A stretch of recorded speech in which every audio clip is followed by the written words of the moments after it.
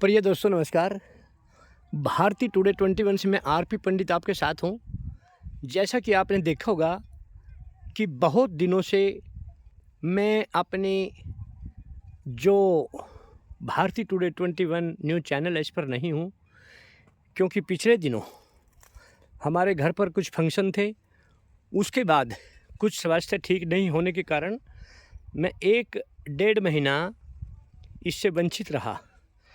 मगर अभी 2 दिन पहले मैं मध्य प्रदेश के शिवपुरी ज़िले के अंदर हूँ, जहाँ पर यह हरियाणा के किसानों ने यहाँ पर लगभग 300 बीघे ज़मीन में एक फार्म हाउस बनाया है।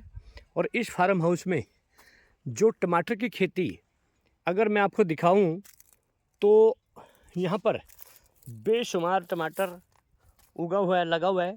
और इस समय मैं जो आपको दिखाऊं तो दूर दूर तक टमाटर की खेती एक इस तरीके से लगा दी जैसे कि हरियाणा के तरावड़ी के पधाना गांव में भी टमाटर बहुत मशहूर है, मगर उससे भी बेहतर क्वालिटी का टमाटर।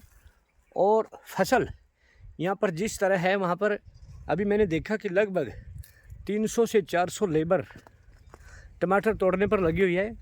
और कई गाड़ियाँ इस समय टमाटर लोड कर रही हैं और यहाँ से टमाटर शिवपुरी, भोपाल और दिल्ली के लिए रवाना होता है।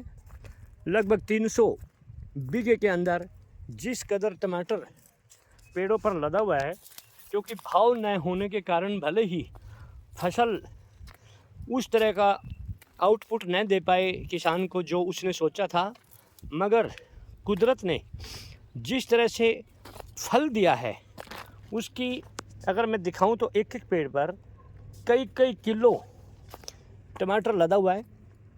और दूर दूर तक जहां भी नज़र आपकी जाएगी वहां पर टमाटर पूरी फसल पक कर तैयार है।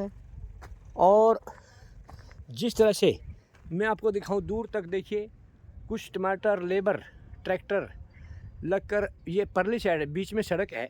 100 बीघे ज़मीन एक साइड है, 100 बीघे एक साइड है। ये 200 बीघे का फार्म हाउस है।